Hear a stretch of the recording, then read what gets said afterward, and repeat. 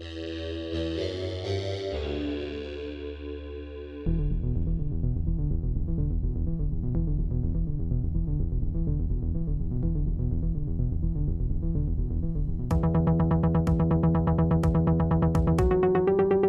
every generation, two Prose are born.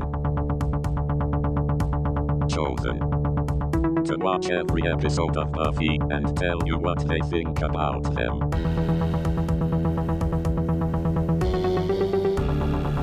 This is the Prose Visit Sunnydale. Season 2.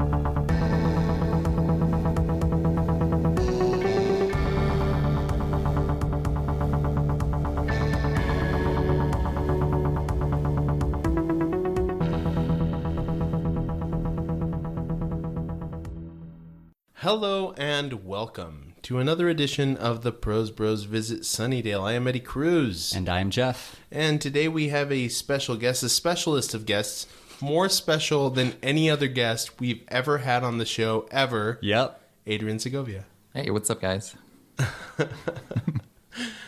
All right, we're doing episode 14 today. We're doing Innocence.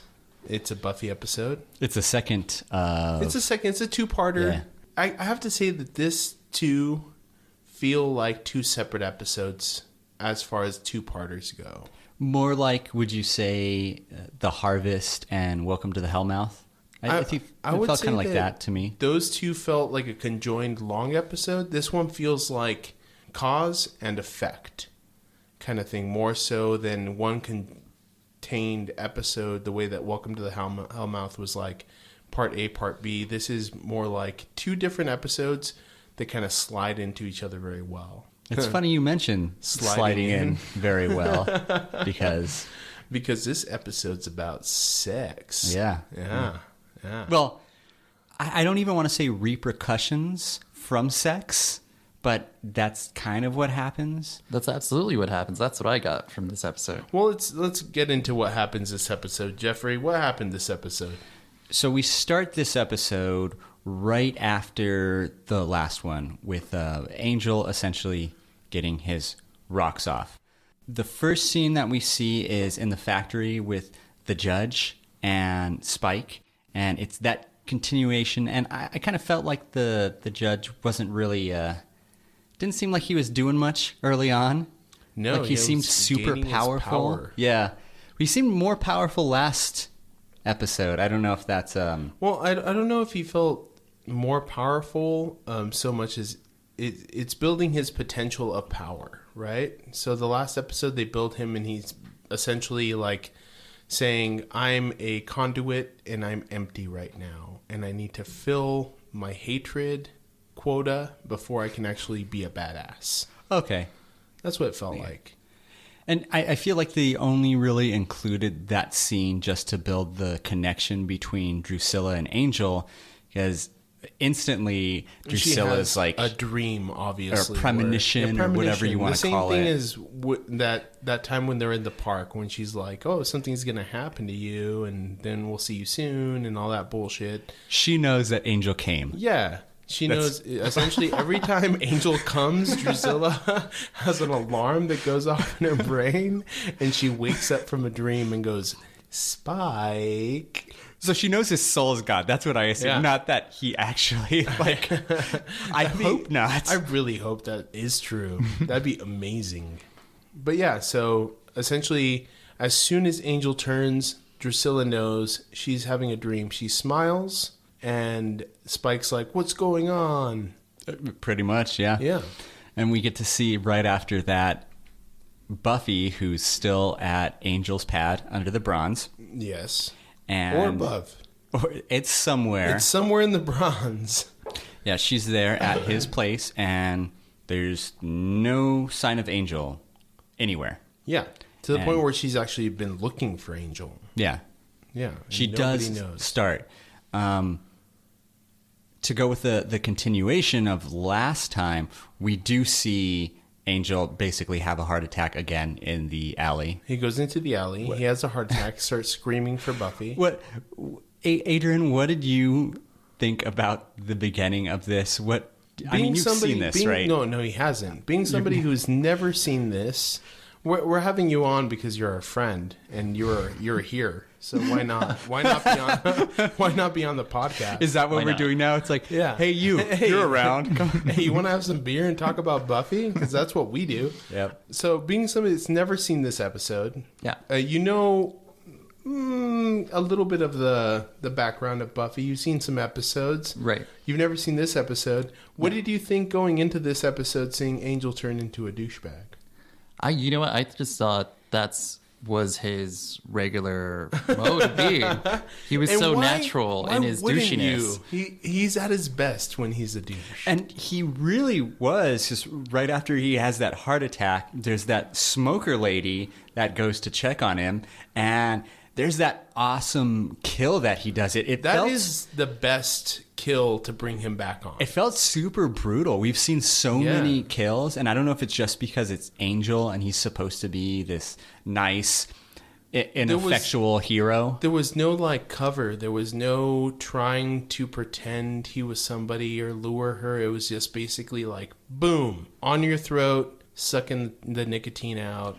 Blowing out the sun. And it's so shocking. And having him blow that smoke out, I don't know why. I was like, fuck, man, that's kind of badass. Yeah, it was a beautiful scene there, man. And also it just felt like David Boreanaz knows how to smoke. He knows how to be an asshole. Yeah, and knows how to be an asshole for sure. No offense to smokers, but is that a part of that? I don't know. We'll talk about that in a bit. All right. Let's do that.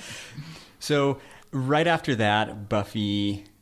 Once she realizes Angel's not around, she ends up going to home. There's an awkward scene with her mom, and she ends up going to school and asking the rest of the Scoobies, basically, have you seen Angel? They're still concerned with the judge and everything that's going on, and you can tell visibly that Buffy's not. The judge is kind of the furthest thing from her mind at this point, because she's what I'm interpreting as oh, shit, I just gave this person my virginity. We had sex and fucking disappeared. What's happening? Which is kind of a torturous thing to go through. Yeah, absolutely. Especially the first time the person you love the most, he disappears. There's that mythology behind it. So you don't know what could have happened to him. The judge has now been created. So who knows? Maybe Angel's dead. Maybe. To her, in her eyes. Maybe he was taken in the middle of the night, you know? Or she could have been thinking, I was trying to put myself in Buffy's shoes, oh, maybe he found out some other knowledge and he had to do this, or I guess exactly what you're saying, the same shit. Also, in the back of her head, she might be thinking exactly what is actually happening. Was I so bad that he ran away? Is that something teenage girls would think about? I'm wouldn't that bad? I mean, the first time you had sex, didn't you think the first thing I did after I came was was that good? Did I fulfill the quota? Did I make it to the finish line? Absolutely not. Absolutely not. This didn't look or feel like the movies. Yeah. The movies was absolutely not. I did not make it to the 5-minute line or whatever line there is. If there's a line, I didn't make it to it. So there should be goals and expectations beforehand. It's all right, this is my goal. This is what I'm trying to get to. So if I do, then it's good. I'm a winner. Oh, I thought it was not part of it that what maybe she was thinking she was bad, but I thought it was that connection. She shared something with him, and then with him not sharing, not reciprocating that was devastating. Absolutely. And I thought it was more that than actually the that actually she was active copulating. Yeah. I agree. It's one of those things where it's this double line, right? So Angel's turned, so there's this act where Buffy will have to deal with that as a slayer, but then also as a lover, she has to deal with that, and also being a first-time sexer. The first time she had sex with him, she has to deal with that, her personal stuff, dealing with the slayer stuff in the most monumental way she's seen to date. Yeah, it's kind of rough on Buffy. That's really super rough. Well, after the scene in the library, we get Angel showing up at the factory. I guess it's a factory warehouse. I don't know. I keep calling it a factory. Furniture factory warehouse. It's some random ass place in Sunnydale Yeah. where they store shit. You would imagine there'd just be like a line of mannequins and whatnots, like all sorts of forgotten company businesses. There's random big ass TVs, Yeah. big screens. Absolutely. So Angel walks in. The judge immediately turns around, puts his arm on Angel's chest, right? Yeah, well, not immediately. I thought the whole scene was pretty funny. It felt pretty quick. Well, Angel comes in and he's still pretending to be Angel when Yeah. he's Angelus. Angelus? Angelus. Angelus. So his soul's gone and he's kind of fucking with Spike Not literally. instantly. Well, yeah, of course, not literally. He's not fucking Spike. He doesn't go from fucking Buffy to fucking Spike.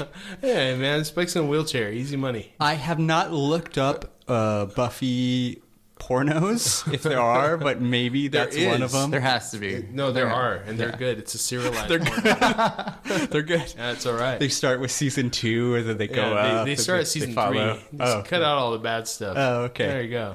So he's Yeah. emotionally, mentally fucking with him already, pretending that he's Angel and saying, I don't know what, like just being over the top hero.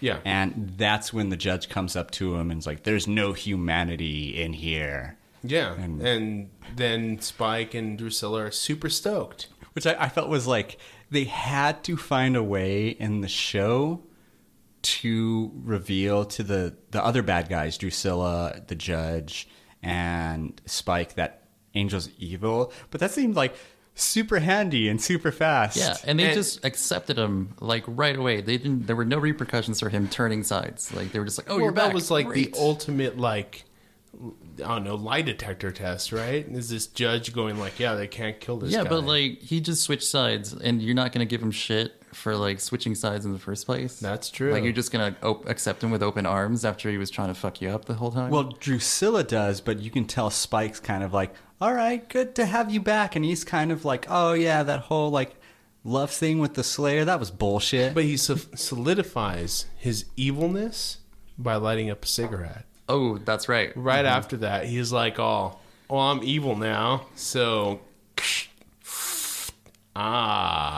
Smoking is evil. I have seen all those Truth commercials. Absolutely, man. I was evil for a while. I We used were to be evil just a few minutes ago. Yeah, just a few minutes ago, we're pretty evil outside with an American spirit. Before the podcast, both you two were pretty fucking evil. I'm just going to say, I witnessed it. It was fucking evil. My fingers it smell was like pretty evil. badass. So after that, we have another scene at the library with the Scoobies. And it's the first time that we're hearing the judge can be killed by no weapon forged. Right? Absolutely. And they say that several times. And the big thing about this scene, I feel, is that we get to see Cordelia and Xander and Willow witness them for the first time and freaks out. So yeah, Willow sees Xander and Cordelia kissing and immediately runs away in a tiff. Xander runs after her and she's like, what the fuck? Like, you were the treasurer of the club that hated Cordelia. I hate Cordelia Yeah, club? I hate or? Cordelia club. You were the treasurer. And turns out that he rather make out with her. Well, yeah. And here's my problem with this. All right, so Willow's mad at Xander for kissing Cordelia. I understand. She was pining after him, and she loved him, and he didn't reciprocate that love. However, she never, ever made an advance towards Xander. Not an official one, right? He obviously knew that she liked him, and they kind of flirted a couple times, but there was never a definitive, like, hey, Xander, be with me kind of thing. She never tried to kiss him. She never tried anything. And then all of a sudden she's like super pissed off that he chose somebody else. But Willow, she doesn't seem like the person that will make a sexual advance towards. Well, is that Xander's fault? No, but still, like, Xander, I don't know if he gets the shit end of this. He might, just because he's a 17-year-old boy. And he makes that comment later on, the linoleum makes me horny. Yeah. Like, anything. but you really do feel for Willow because she likes him. But how much does Xander? He's a dumb fucking guy, right? Can you can tell he's like not the brightest. I would say that he's witty, but definitely not. He's not a big thinker. I would say that he's a lot smarter than the average person. Would you agree that he just sucks at chicks? Yeah, that's definitely a thing. You were here for that episode where it wasn't the last episode that you did with us about like It was the witch. the witch. Okay, never mind. Well, he's dated a lot of demons. So essentially, besides Cordelia and the little thing he did with Willow, as far as like footsies later on, he's only dated demons. And plus, we're all in our 30s. Mm-hmm. He's put yourself as a 17-year-old boy. Oh, and there it's are like, no women anymore. Like, you just took out all the women in my life. That was it. They don't exist. They weren't there. Like I really don't think he was aware that Willow really liked him that much. I don't know. Am But I wrong? I would say more like, okay, you got Willow on this side and you got Cordelia on this side. Who would you pick? You know, just based off on looks, I guess. Am I 30 or When you're 18? 17, you're 17. I would have picked Willow. Yeah. Yeah.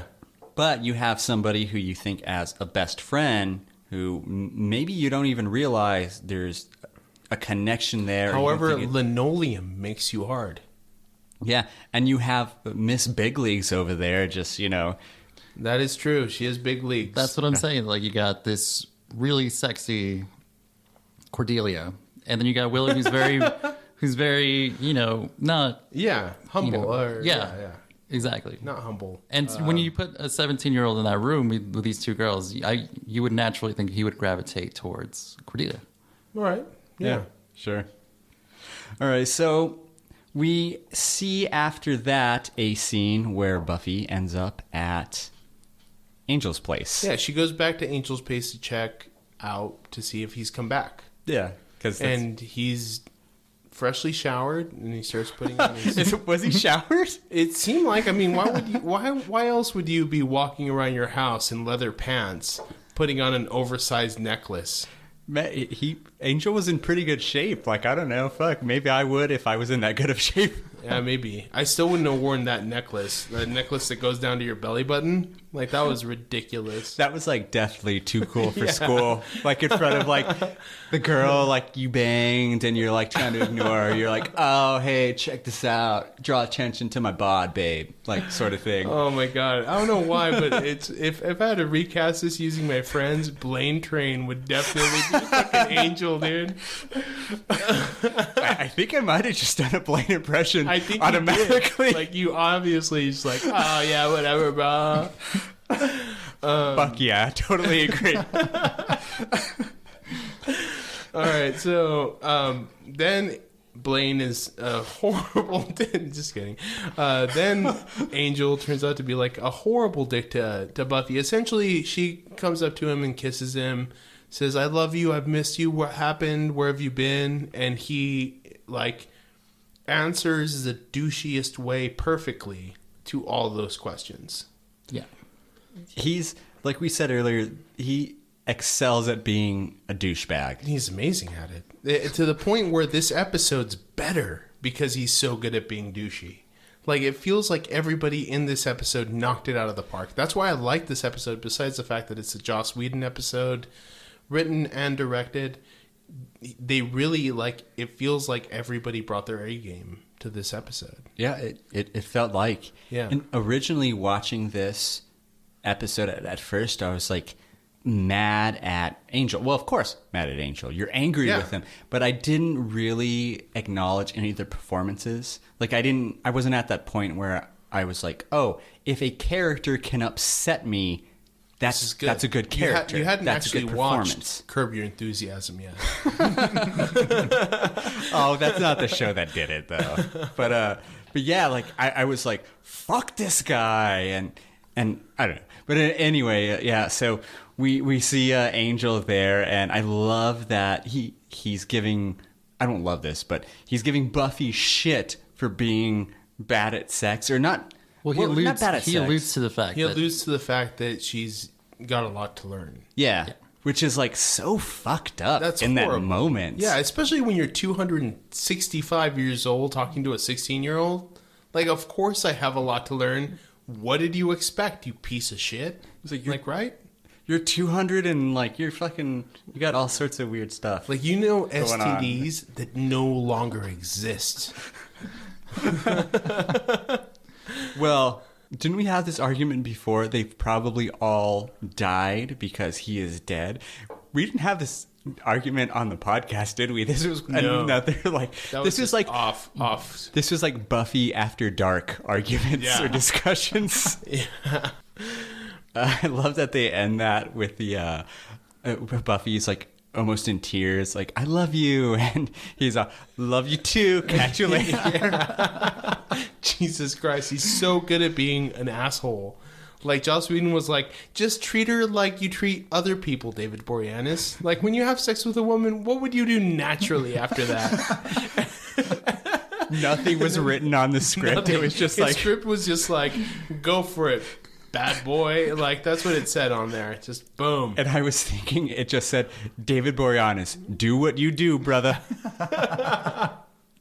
And, yeah, pretty much. Then, after that happens, we go back to the school, and we have a little mini scene with Xander and Willow, and it's Willow in a fast way, and I don't know if this is rushed or not, coming to terms, or trying to come to terms with Xander, right? I think it's more of the sense that we don't have time to come to terms with this. However, we need to come together to help Buffy. Yeah. Okay. I can totally get that. Hey, I really rather not be talking to you right now. I'm kind of still in the closing doors on you kind of phase. However, right now we need to help Buffy, so that's just in the closet. Let's keep going. I like that idea a lot better than just like, all right, fucking let's do it. We only have how many minutes in the show? We only have 40 minutes in this episode, so we better make amends. And when that happens, we see that big reveal with Angel. Well, not to us, but to the rest of the Scoobies, that Angel is evil. He's calling Willow over, and Willow's like, yeah, and Xander, who's always been kind of like, I don't know. Well, yeah, but the big one is Jenny Calendar comes out like... Yes. Immediately after he calls her and says, Willow, come to me, not him. And Angel immediately grabs Willow by the throat. Which is weird, because I don't know why any of those characters just didn't hear the ominous music in the background. I know, Shouldn't right? they have known? Yeah. Just like Buffy should have known that Angel was evil and everything was going badly, because it was like that... Ba-da-da, ba-da-da. I think that's the Snoopy song. Yeah. I'm pretty sure that's Snoopy. That's what happens when you get laid. The song just comes on right afterward. I think of that and Arrested Development, and George Michael just collapsing on the fucking floor. Yeah, pretty much. Yeah. So they play like shitty music all the way through. It's not shitty, but there's definitely like Buffy breakup themes, followed by ominous Angel being evil themes. Yeah. Yeah. So Jenny Calendar is like, get away from him, Willow. She walks towards Jenny Calendar like 3 feet. Angel grabs her by the throat. Angel's obvious idea is kill all of her friends as a message to her. And which they have that great dialogue, Xander and Angel. Don't do that. Yeah. And he's like, I think I do that, or what was it? Something like that. I blocked that out of my memory. It felt like John Wick style. Yeah. Now, like I know it's way before, but I think that's similar dialogue in John Wick, and maybe a similar delivery. I do that. Oh, I do that. I think you're just picturing Keanu Reeves being Xander right now. No, I was picturing Angel as no, I do that. There's that scene that we missed earlier that when Angel's talking to Drew and Spike, he goes, give me one more night just to fuck with her. So that was his whole idea. In that one night, he wanted to go and kill Xander and kill Willow and kill everybody as far as like Buffy's friends, to leave them as a message to her. So I gotta like wonder, though, why didn't he just target Buffy straight up? Because he had her basically alone in the room with her. He was alone in the room with her well, for he wanted quite a few scenes. The whole thing is, when he's talking to Drusilla and Spike, is he wanted to destroy her from the inside out. So he wanted to make her feel horrible and make her lose everything as far as in her heart before he killed her. And he thought that maybe if I destroy her mental composure, she'll have a harder time dealing with the judge and end of the world. Everybody dies. She dies unhappy. But see, something when you the way he kind of goes around about it, like, to me, it doesn't feel like he really wanted to kill her. It feels like he was just messing with her. I would argue this. I think at some point Angel realizes that he's not as strong as Buffy, and if he were to fight her like head on, he would lose. And so he needs to fuck with her psyche. That's what he says to Spike. Yeah. He says, you fought her. She's stronger than anybody that you've ever fought. You're in a wheelchair now. Yeah, but he's got this. Look at you. But now they got this all-powerful judge guy, right? Yes, however, his batteries are low. Angel's whole thing has always been to be incredibly fucked up to his prey, right? He's not a hunter. He's like a devastator. Like Drusilla is a good example of that, which is he stalked her, made her go insane, turned her, and then made her kill her whole family. Like, the whole thing is like, make it as brutal as you can. Is Angelus. That's his thing. Angel is a good guy, but Angelus Angelus? That might be the best one. Angelus is he likes to fuck with his prey. Is he getting more Hispanic? Angelus. Angelus. Angelusito. Pasó, cabrón. ¿Cómo has estado? I heard you got a soul and shit, bro. He's at a family reunion, or what's going on here? Hey, Judge, burn the shit out of this guy. Oh, this one has nothing to burn. Well, put him on the carne asada, cabrón. I'm hungry. Can we please redub all these episodes? We're doing it tomorrow. We get done with all these podcasts. We're just going to redub everything. And basically, when I say we, I'm going to watch you do it and just laugh. We need more time to hang out together. Anyway, so yeah, Angel is thwarted by Jenny Calendar, essentially. No, Buffy shows up. Yes. Right? Buffy shows up and she's like, fuck you.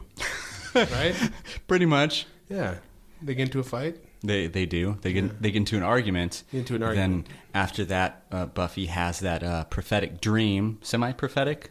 She always has prophetic dreams, right? Where it's like Angel's telling her Jenny Calendar knew something about this. So, yeah, that does happen. She has that dream. Angel's walking in the sunlight. It's a funeral. Like, Joss Whedon in these fucking dreams. Like, it's all about the dream sequences, man. He's getting better. This one was better than the last one, but it's still not. It's not there yet. It's not there until the cheese shows up, man. Yes, more random events. Buffy goes into the classroom during school, and for some reason during class, slams her teacher. Well, no, before that, I want to get to this. Giles is there, right? Yeah. Chatting with Jenny Calendar, and students are there. So what are these students doing, and why is Giles interrupting classroom to flirt with Jenny Calendar? Because no fucks are given on the Hellmouth, bro. Well, it looks like the school aspect of the show has kind of taken a back seat. Like, I remember earlier in the series, the fact that they were in high school was like a big part. It was like a big deal of the show. It was like written into the show. And now it seems like, oh shit, we wrote them in high school. Now we have to have this setting. Deal with that. Yeah. And like, we have to put students in the background. And then, okay, there's people in the back. Okay, it'll be all right. As long as we got students in the background. And I was thinking that. I was like, why is fucking Giles there just to flirt with Jenny Calendar? Anyway, choke slams her. Buffy choke slams her. Just Undertaker choke slams her onto the desk and is like, what do you know? And Giles is immediately authoritative and is like, everybody that's not Buffy and Miss Calendar and me is dismissed, which is awesome if you're a student. I do you think it would have been better or too complicated if there was nobody in the classroom? Because teachers have like off periods, right? Where that's true. And they could have easily written this in not a classroom. Or the library. I think it goes back to the fact that they're like, oh shit, these guys are in high school. We have to have students somewhere in this. I take it back. I think it makes it more dramatic that Buffy does it in front of a group of students. Like, holy shit. Isn't that girl that she just killed that robot like 2 episodes ago, She's right? Killed that robot. She has bunch of steaks none of in the her students purse. really have a reaction. They're just kind of like sitting there, and then they're told to dismiss, and then they just get up and leave. Like, Yeah. Well, we were talking about this during the episode. I would have been like, I want to stay. Wouldn't we all just leave? Or would you say? I don't know. I would run out to my car and smoke weed if I was actually in high school. But now I would stay. I'd be like, cool, fight. Teacher and a student. This is awesome. I'd put it on YouTube. Get a billion views. Shit, that's not fair, though. Like, you can't... I would totally do that if I had a smartphone. I'm thinking, like, back in the day... All right, back in the day, I'd leave. Yeah. Immediately. Any reason to leave school, right? But I mean, okay, let me throw you in a scenario. If you saw some student... you're in school, right? And you saw some student choke slam your teacher. Would you not be like, oh, what the fuck is going on? But none of these students had any reaction at all. They're just sitting at their desk, staring straight ahead at the class. You know what I mean? Like, no reaction at all. I don't think they showed the reaction, but I'm sure they had some kind of reaction to that. There was audio gasp. Plus, it wouldn't make the show any better if they panned to the students. And it's like, oh my God, like that. That would be very off-putting. They were obviously affected by this. Now they're leaving. It doesn't matter. It doesn't matter at all. They're all just thinking about pussy, according to Xander, anyway. Oh yeah. Well, linoleum. The boys. There's linoleum all over that room. There is. The room is covered in linoleum. Yeah. Linoleum. So during that scene, it's revealed.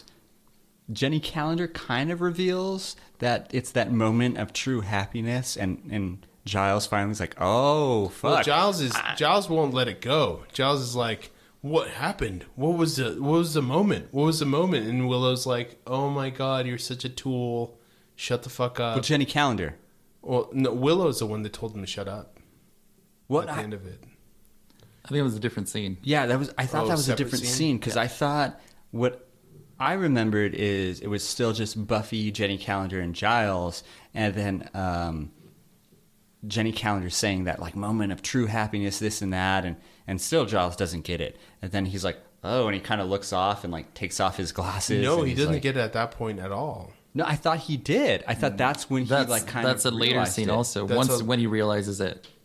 So that comes later. Because Willow's the one that's like, Giles is pressing what happened? What was the moment of happiness? And Willow goes, Giles, shut up.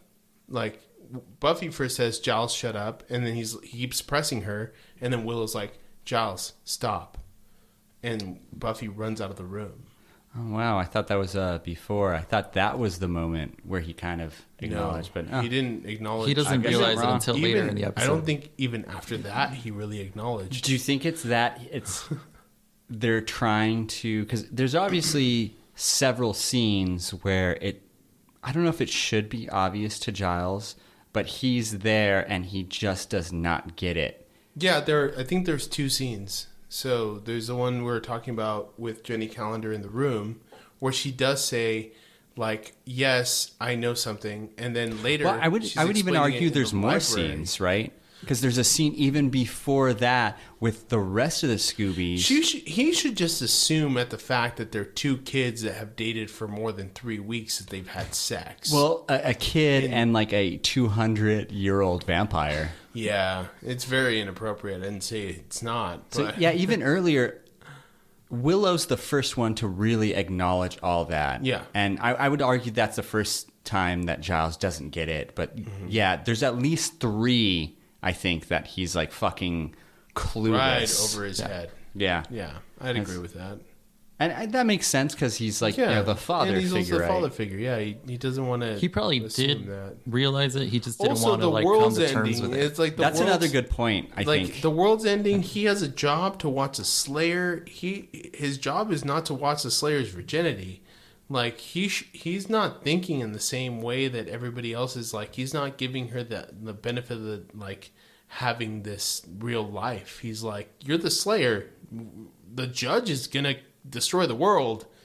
He didn't expect her to lose her virginity that night. I can see both points very well, but I do like the idea, like Adrian said right now, that he's the father figure, so he's not expecting like his daughter, his girl, to be like a sexual being. So that's not even on like his like brain, wavelength. He's just.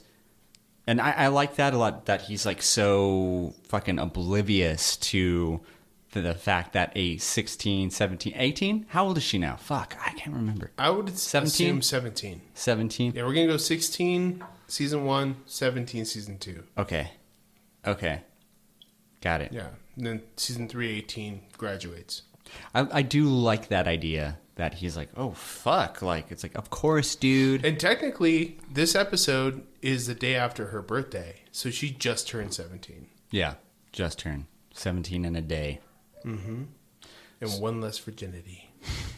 So at the end of that scene, we have Jenny saying like, oh, yeah, like just it's that reveal with Jenny where she's a gypsy in charge of making sure Angel doesn't come, and he's like super happy. I don't think that's what it is.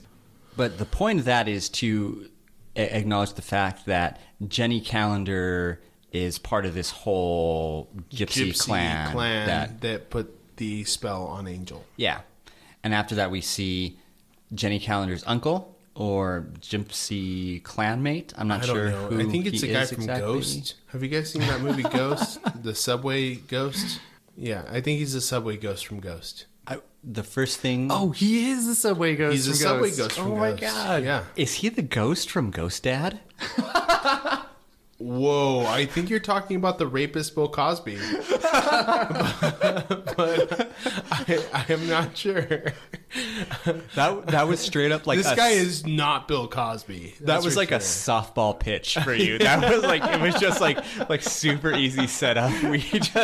So the ghost from Ghost? Jenny Calendar's uncle. Yeah.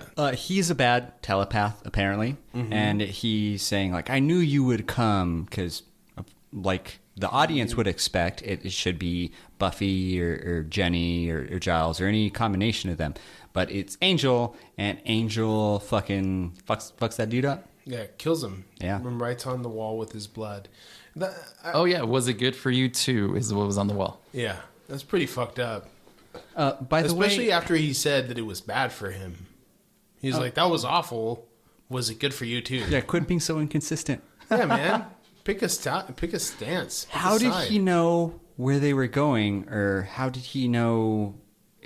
I'm kind of confused with that. I am too. There was no real like actual clues for him to pick up on as far as Jenny Calendar goes, or else he would have already known while he was good that Jenny Calendar was maybe after. He knew beforehand, and then once Jenny kind of confronted him with Willow, he was like, okay, it's time to off this dude.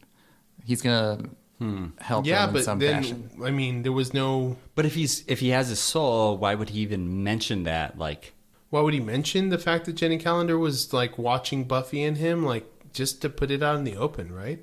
I mean, if somebody was spying on me, I would definitely be like, okay, you're spying on me. Let's have a conversation about this because I'm still good. As opposed to being like, all right, she's spying on me, but I'm not going to say anything until I turn evil and then kill Isn't this her the dad. clan that put a spell on him, right? Yeah. So why would he reveal that? Why wouldn't he just keep that to And himself? also, how would he even know that they ever put a spell on him other than the fact that he got his soul? Like, yeah, if he knew yeah, that, he wouldn't, it just seems weird and off, very convenient. It's very convenient that he shows up at this guy's house. Either way, that guy's dead. And honestly, good. Like I didn't really like nobody that liked character anyway. It was a very last minute reveal. It felt a little bit forced. And like we said in an earlier podcast, super micromanagey. Yeah. If you're telling, seriously. if Jenny Calendar has a job to do, like, are you really going to send? Also, like, are these gypsies paying her? They're just like, hey, watch this family for the rest of your life. Go. Also, I'll be there in 5 years to see how you're doing and give you a shit ass fucking review. Let's do this. It's awful. a performance review? Yeah. Seriously. I would have liked it better if he was like, okay, well, let's go down through this checklist and excellent. No, very poor. it's like making sure Angel doesn't come. That's a Needs zero. improvement. Yeah, for you gotta sure. you gotta make sure that shit That does dick needs to stay cocked. happen. What? I don't know. Even though that dick needs to stay cocked is my new tagline. So we're at the army base now. And we get to the army. So the whole thing that I love about this is Xander has this great idea. Everybody starts talking about this demon, and it's this demon that can't be killed by any weapon forged. And Xander's brainchild is, oh really? Like right off the bat, he's like, nah, that guy can totally be killed by a weapon. He got the idea when he said it took an army. And that's when it kind of sparked, I guess, army base. Yeah, Well, it was kind of a long time coming for this like idea to like, oh, Xander has an idea. And he's like, army, I got it. Yeah. And immediately Xander's like, all right, I need Cordelia. Looks at Willow's, asking for permission. Like, hey, can we use her to help us, like, save Which, Buffy? can I say this? At first, it seems like Xander's just like... Trying to go fuck her in a base. Well, okay, yeah. But in that scene, I thought it was just that he was like trying... I don't know if he was trying to make her jealous or what he was trying to do. He was like, oh, of course we need Cordelia. But once you see the plant, it makes perfect sense. Absolutely. Does it though? Because Cordelia really never comes into play as far as like them getting into the base. It seems Well, like... she But does. yeah, I think so, because if you had Willow there, would that be the wouldn't the have same? worked. It seems like Cordelia, the way she looks, it's like, oh fuck, they're doing like a callback to that episode where he was A soldier for Halloween. and even Cordelia's like, oh yeah, I remember that. Just Yeah. that, totally unnecessary. Remember Halloween when I was a soldier? Oh, yeah, I remember that. But I think it was to establish to at least that soldier that he knows what he's talking about. So maybe he might be a douchey military dude, but he's clearly in the military. Yes. So, yeah. So that's when they go and they get the bazooka. They come back. Buffy, Giles opens it. Can we back up for just a moment and talk Absolutely. about that scene with Oz and Willow, which is outside of the military base? Outside of the military base, Xander and Cordelia are getting the bazooka. They need a bigger car, so Willow calls in her, I guess, soon-to-be boyfriend, Oz. Which is also kind of like a little fuck you. I guess there's like baby fuck yous, There's baby right? fuck yous. There's those like, well, you know what? You're making out with Cordelia? Well, I know a guy that's interested in me, and he has a van. So Xander's like, I need to use Cordelia to get into the base. And if you're a high school girl, apparently that's super cool, yeah, right? apparently. So Willow's like, well, I'll call my guy and he can help us too, right? So Oz comes in, and then when they're in the car, Willow awkwardly just goes, hey, you want to make out? Yeah, she should have just started. Yeah, If then you But it's would've- Willow. She's You would have not gotten that from Willow, number one, and number two, True. then you wouldn't have gotten that sweet explanation from Oz. I like that he's like, it's almost... It's way too, like, it's a 34-year-old writing for a 16-year-old.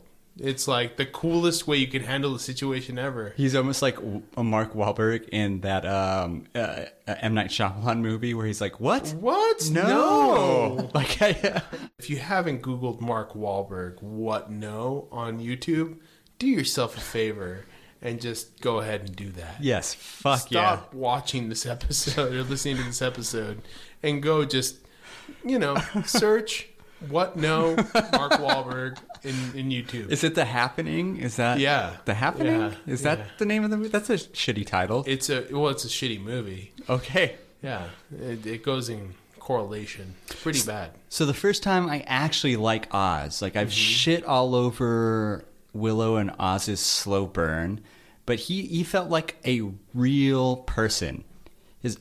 Willow is clearly trying to use him, even though she likes him, to get back at Xander, and he's so aware of that.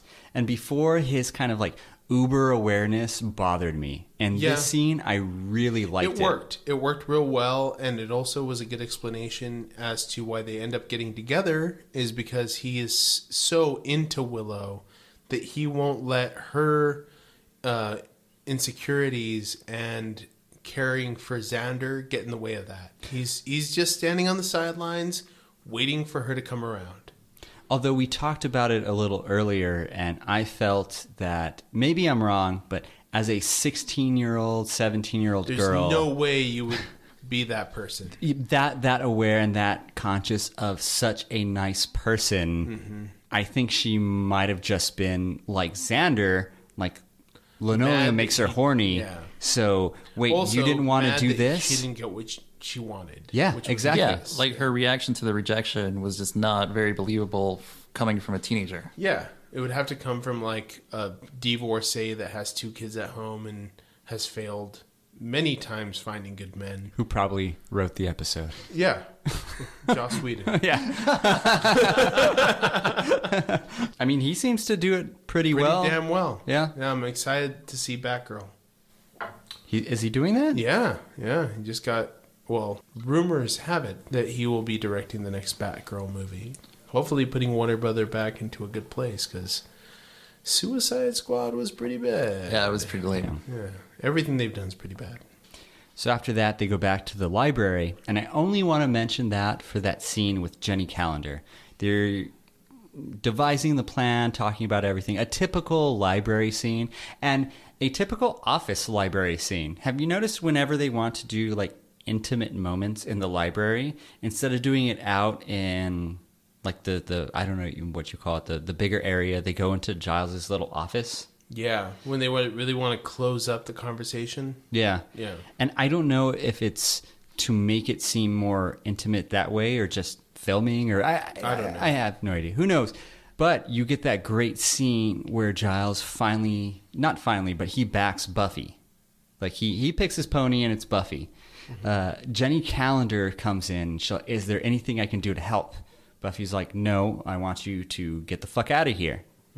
Make like a tree and get the fuck out of here. And Jenny kind of looks at Giles, and Giles goes, yes, you're no longer needed here, bitch. Yep. Yeah. So we definitely need to redub these episodes in any voice we feel voice. Appropriate. Carnala, no, carnala, ya, vete de aquí, pinche güey. Can you see you're turning my stew into a sausage fest, bro? I don't know what that means. I have no idea. Yeah. So there they decided, let's go to the factory, let's get all this shit done. Nobody's at the factory, and they're, what the fuck? And it's Oz, another great Oz moment that you realize, well, what the fuck? What's going on? Why aren't they here? And he acknowledges that, well, if the judge needs to draw off of humanity, I know where I would go. Yeah. Cut to the mall. Well, technically, though, it's not empty because Spike is kind of hanging out in the back somewhere Like in his creeper. wheelchair and shit. Yeah, in his wheelchair. What was that? I was like, why the fuck is Sting waiting in the rafters? That was good. It's because he'll be watching you. That is the payoff. Why we keep mentioning Sting in these episodes? So It's because Spike looks exactly like Sting to me. Billy Idol. I know, but Sting's so much cooler than Billy Idol. Yeah. Spike is like Billy Idol when he's standing and in a wheelchair. He's like Sting. Yeah, there you go. Okay. There you go. Okay. Yeah. Okay. So they go to the factory. They end up going to the mall afterwards. Spike hides. Spike does hide. Spike hides. Once again, the puffification of Spike. Yeah. They're all at the mall. Everybody shows up. The judge kills One guy. I feel really bad for that guy. That guy was literally just standing in the wrong place. Just like, walk in, fuck this guy, and then he goes, now I'm going to go a group suck. You know, I'm going to say that's the nature of Sunnydale, and if you're a realtor bringing people into Sunnydale, that has to be something you mention, right? Well, if you're a realtor, you're already evil. So, like, you're evil on this level, and then people are dying, so you're already a fucking evil person. You can't be an honest realtor? No, absolutely not. Every house is horrible. If a house wasn't built before 1984, it's going to fall apart horribly. What if it's a new house? Then it's going to fall apart. Like, we don't build good houses anymore, so now you're just selling fucking Dixie cups glued together. Everything that is built will eventually get ruined in one way or the other. So for older houses to get ruined. No, I'm not even talking about houses. Like, you can talk about cars, bikes, talking about computers. realtors right now. I'm talking about realtors specifically. Okay. So basically what I was saying is that dude should have known better because he lives in Sunnydale. So I'm still going to go with my whole thing that a lot of these people know, or at least know enough that they're getting a great deal on a house in Sunnydale. Because everybody's dying. And either not acknowledging that or just being, I got a great fucking deal. I'm not even going to look into how many deaths are fucking happening in the city. Yeah, seriously. And we're only covering episodes, so there's other time besides the episodes, because the episodes don't go like every day of Buffy's life. So there's time lapses. They're just the high notes. Just the high notes. We got so much more death in the background here. We just have like fucking layers of death here. I would love to see like the news, the daily news, the nightly news for Sunnydale. I'm like, well, another 30 people fucking were murdered. Essentially, this like at night they read the obits. They start at 7 p.m. and end at 9 a.m. the next day. And I would feel like they would be like, another gas leak. Yeah, right. And just ignore it and just move on to like wacky clips, maybe? 7 more decapitations today. Here's some clips of puppies playing with kittens. Yeah. So wrong place, wrong time guy dies. Yes. And everybody shows up at the mall. And we see the judge start sucking like out of them all together at once. Their humanity. Their humanity with a lightning rod that goes to each person, like connect the dots. Some cheesy CGI, but I'm fine with it. No, I'm like, I didn't ultimately, even like, how bad it's not. It was okay. It's not enough to ruin it for me. Mm-hmm. Buffy comes in with her bazooka. Well, first she hits him with a crossbow. Oh, that's right. That's right, yeah. Just to get his attention. Yes. And then is handed the bazooka and shoots him. Because you have to build up that shot with the crossbow, which, he's like, again, you're so stupid. This is an old weapon. No weapon forged can kill me. And she's like, what about this motherfucker? So how does the bazooka not count? How is that not? Well, she explains it. No weapon forged back in his time. Oh, I see. So now that weapons have gotten way better. There's no bazookas or Uzis or wouldn't like a pistol or a shotgun. Well, I mean, I'm assuming you could probably take him out with one of those over time, but what better way to do it in one shot than a bazooka? Right? Yeah, I like the bazooka idea because if it's kind of like go big or go home for me. Duke Nukem on him and it's like 26 hits to kill this guy. It wouldn't be as impressive. And also, it got everybody else to jump out of the way right before she shot him. Which like had that great super action scene, which I don't think we've ever seen. Yeah, we've never seen anything like that on Buffy yet, right? It was just straight up like everybody's jumping out of the way. Explosions and he's got that diving awesome over. one-liner. What's that do? And then boom. That's what it does, motherfucker. Turns you into rubble. And plus, Buffy is not like a gun person in general, but bazookas are apparently okay. Yeah. And Drusilla gets up and does the best, like, run away and heals that you pretty much get from her. Essentially, Drusilla was the most Drusilla you could be at that moment. I kind of love that. I go back and forth between being really annoyed with Drusilla and how she acts and loving it. Yeah, like that was definitely a love one. If you need a bad guy to leave like Drusilla, like you can have them just fucking slink out or run out, but like having this like moment where like, oh my God, and that was fucking awesome. It was great. Right after that, we see Buffy chase Angel out into a separate area of the mall, I'm assuming. Yes. Because she went to the food court. Yeah, food court, and she's somewhere else, right? Yeah. I thought it looked to me like the lobby of a movie theater. There you go. She went to the lobby of the movie theater. Either way, they set off the smoke alarm in the entire mall, or maybe it was a bazooka alarm because who knows? The bazooka alarm goes off, Yeah. and essentially it's raining inside. Yeah, it was way, way stronger than a regular sprinkler. Yeah, not your average sprinkler. More like a torrential pour. Buffy and Angel start fighting. Buffy starts kicking his ass, and Angel gets to the point where like, oh, you can't kill me. You're not going to, because Buffy still clearly cares for Angel, and just fucking destroys him, kicks him in the balls. Yeah, essentially, like, she has the spike ready, stake ready, and Angel looks at her and says, you can't kill me, and she just loads that leg up and kicks him in the balls as hard as she could, and he goes down on his knees, and she goes, give me time. The nutshot reaction though was just pretty choice. awesome. Pretty epic. That Yeah, was absolutely. pretty.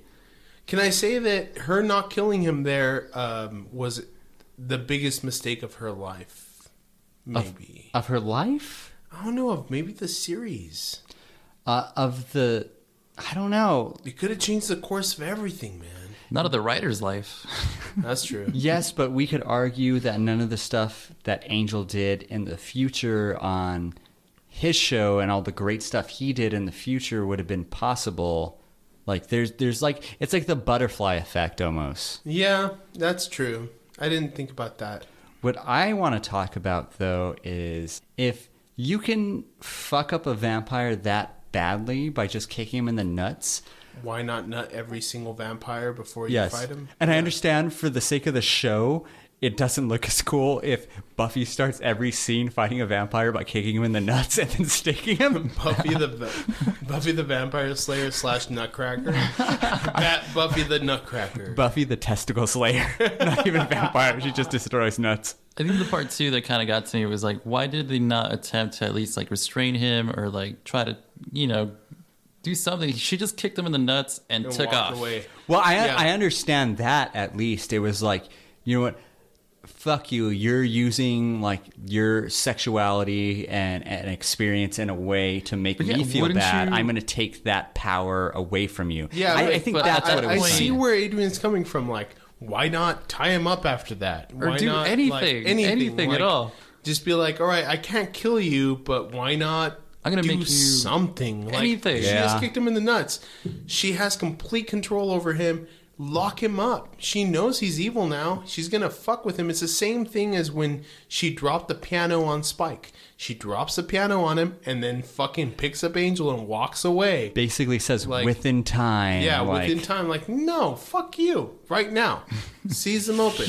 Yeah, but then... Carpe diem, bitch. Yeah, totally. I think that's one of those moments, but what happens with the rest of the show? Of course. I get the fact that... But you guys are totally right. Like, it's... Yeah, like she should have done something. Yeah. It's the same thing also when they stole the book about the fucking situation they're in now. Can we just say it's an off day for Buffy? Yeah. These are off days. Another off day. Giles is mad because he will never, All right, let me play devil's advocate.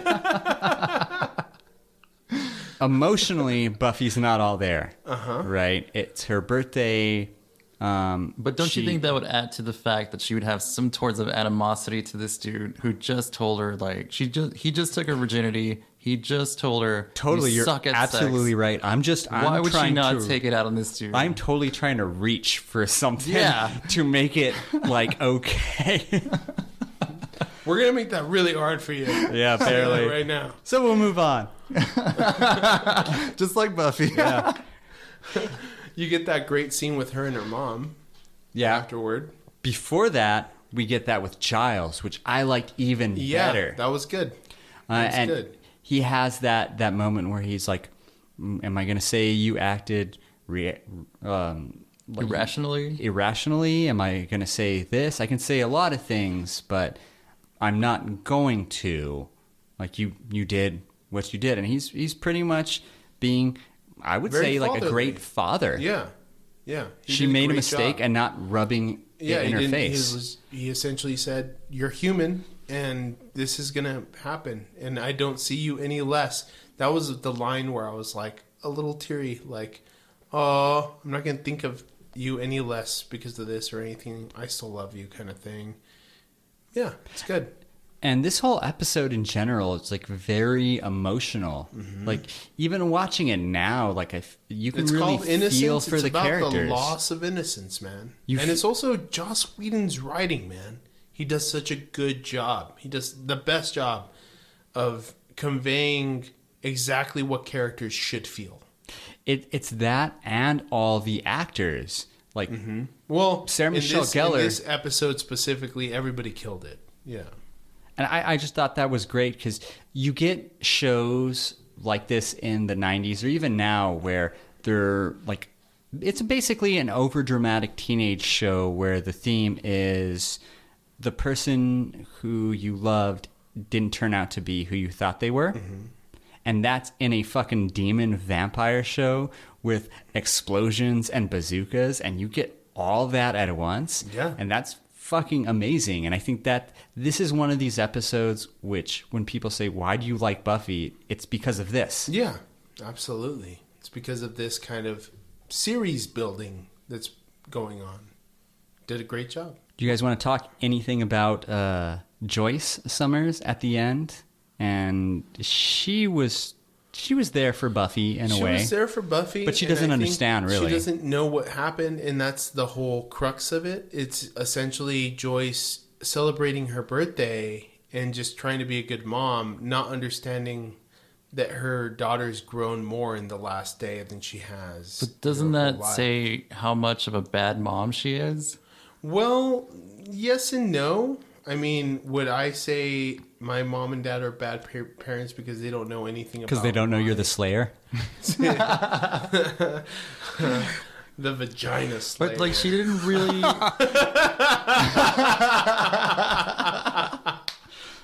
No, I'm not. But she didn't even really try to, like, dig into that. She's like, oh, you're going through some shit. Okay, here's a cupcake. Well, I mean, at the same time, Buffy's not really gonna tell her anything. So essentially, like, their whole relationship is in this catch-22, where Buffy can't be honest with her mother, and her mother can't fix Buffy's problems because Buffy's not being honest with her. Yeah, but she doesn't even, like, attempt to even if she try did, to Buffy, understand, like, what the fuck's going on. Yeah, but Buffy wouldn't have given her an inch. No, granted, Buffy's not going to tell her shit. Yeah. But she could at least make the effort. She got her a cupcake, man. Fair enough. It was cool. And I think from Joyce's perspective, she just gets this moody fucking teenager, and she's thinking like, oh, Buffy's just moody. She asks her about her day, and she's like, I got older. And if you think about it from Joyce's perspective, I mean, Joyce is like 40? Yeah, 40 and then something? what was that other line that she asked her, and she was like, I just want to burn it all down? The candle. Yeah. She'll just let it burn. Just let it burn. I was like, fuck you. What Joyce is wrong with you? That would have been a natural reaction to that, right? My natural reaction would have been like, you're going to a psychiatrist tomorrow. Like, what is wrong with you? But her character didn't say shit. She just fucking sat there. That's true. But you're not the mother of a teenage daughter and have to deal with this. I'm not either. But I'm thinking Can I just go ahead and say you guys would be terrible mothers? Sorry. I'm not going to fight you on that one. I don't know how I can. I just think that Joyce is dealing with Buffy constantly, like Eddie was saying, and not being honest with her. So what is she going to do? She can start an argument with her daughter for being at what she's perceiving as overly dramatic, or just letting her vent. And maybe that's all Buffy needs right now, and maybe that's what Joyce is acknowledging. That's true. Yeah, I can see that. Yeah, right on. Hey, Segovia, do you have any... what do you think about the episode? I thought it was pretty good. I thought a couple scenes were kind of cheesy writing-wise, like Buffy not doing shit to Angel after she racked his ass. But other than that, it was pretty entertaining. Heck yeah. Eddie? I thought it was good. Okay, yeah. me too. Great episode. That was a good one. So I wanted to bring up the fact that Buffy loses her virginity, right? And then shit hits the fan. So what's Whedon trying to say to the audience there? Like, careful who you fuck, or like what was the message there behind that? I think it was more, I don't think it was like be careful who you fuck or anything like that. It was just like love is messy and it's not very cut and dry. The whole idea of virginity is a very, very sought after idea when you're young, but the truth of it is it's messy and shitty, and he might not call you back and it might not be cool, but at the end of it, you're going to be okay. So even if it's somebody like Angel who she was super in love with, who she thought was like the dude, I guess, and he still like ends up fucking her over. The truth is that young love is young love. And when you grow older, you realize that he was just the first, not the only. Super well put. Very nice. Oh, yeah. Death count? I feel 2? like I forgot at least one. Really? No, it was the girl with the cigarette, right? So Right, Angel so it's kills Girl with cigarette? the Yeah. girl with the cigarette. I think he kills another person, right? No. Angel kills girl with the cigarette. The judge kills wrong place, Random guy. wrong time dude. Right. Buffy kills the judge. But Okay. I feel like there's one more we're missing. No, that's everything I can think of. I can't think of another one. Shit, Angel doesn't kill anybody else? No. Because he tries to kill Willow, fails. Yeah. And there's no other Oh, no, interactions. we're wrong. Angel kills Jenny Calendar's uncle. Oh, that's right. It's such a bullshit scene. Yeah. Yeah. And we don't actually see the death, but it's kind of one of those things where it's like, okay, we know that he died. Yeah. And Right. he ended up in a subway teaching Patrick Swayze Yes. how to pick up pennies. That is what happened. That's exactly what happened. Buffy Why and did he end up in the fucking... subway? So 4 deaths. 4 2 deaths. human deaths. Angel starts fucking killing people, man. Yeah. Pretty brutal. So next week's episode is phases. Phases. Do you... Phases. That's not it. No. Nope. Do you remember phases? Yes. What happened? Wolf hunter, trying to find out who's the wolf. We think it's Angel. Angel's killing people. It's not Angel. It turns out to be a werewolf. There's a werewolf hunter. It turns out that the werewolf is dun dun. Do you want me to say it? Yeah. The werewolf is Oz. Oh, spoiler alert for a Spoilers show that's 20 alert. years old. Yeah, it's Oz. That's the thing I remember the most. And this episode and Phases, which we're going to watch next time, makes me start liking Oz. Yeah. Having- 3-part episode. Having him... It's not. Having him do something is super cool. And having him be like a superpower, a werewolf, is fucking awesome. Yeah. I'm excited for that episode just to get it over with. Really? No, that sounded bad. To get Oz to become a werewolf so we can move into the werewolf-witch relationship. Sure. Then we can start liking that relationship. So I'm actually on another podcast that should be coming out pretty soon, at least when we release this. You're fucking cheating on me? I'm totally... Oh, that's fucked up. Honestly, the way we release episodes, it probably already happened. All right. But it's another Podmax. Oh, hell yeah. Yeah. You can't give enough love to the Podmax podcast. Dude, they're fucking great. No, Great absolutely. podcast. Great We podcast. did the movie Dead Bang, which is not a porno. I watched it. Can I promise just you, say not I a just- porno. I don't believe you. I think you guys got together and watched the porn together. You're going to have to watch the movie and listen to the episode to find out whether or not it was a porno. All right. Just a bunch of dudes jerking it. Yep. Oh Yep. my god, I don't want to listen to that. But I will. Because Podmax rules. Hey, you guys want to get under the covers? Just stay a little warm?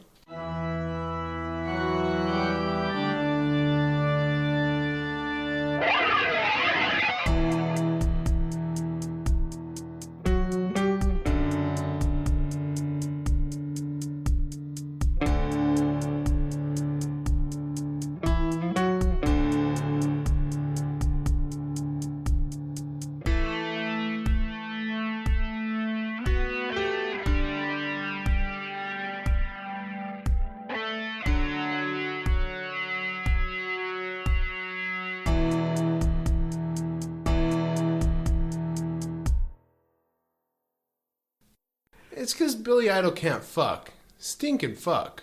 Can you? Yeah. Is that why he's in the wheelchair? 'Cause He doesn't even need his legs, Bran. Sting doesn't need legs to fuck. He just fucks.